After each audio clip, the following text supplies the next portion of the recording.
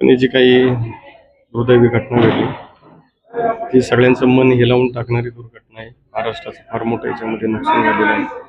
आणि आज लोणी काळभोर या ठिकाणी मारवाडी समाजाने बैठक घेऊन राष्ट्रवादी काँग्रेस पार्टीला या ठिकाणी बिनशर्त पाठिंबा दिलेला आहे. त्यांचंही मी मनापासून धन्यवाद देतो. निश्चितपणे भविष्यामध्ये सुद्धा त्यांच्या ज्या काही अडीअडचणी असतील ते सोडवत असताना शीख समाजाने देखील आता एक बैठक त्या ठिकाणी आयोजित केली होती. त्यांनी देखील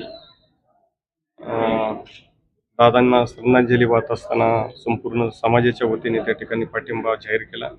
निश्चितपणे अशी ही परिस्थिती राजकारणात कधी पाहायला मिळत नव्हती की आज प्रत्येक समाजातील घटक समोर येऊन त्या ठिकाणी आपली भूमिका राष्ट्रवादी काँग्रेस पार्टीच्या विचारांना मांडताना त्या ठिकाणी दिसत आहे. त्याच्यामुळं निश्चितपणे या ठिकाणी राष्ट्रवादी काँग्रेस पार्टीचे सगळे उमेदवार येणाऱ्या 7 तारखेला चांगल्या मताधिक्याने सर्व मायबाप जनता आमची निवडून देऊन दादांना श्रद्धांजली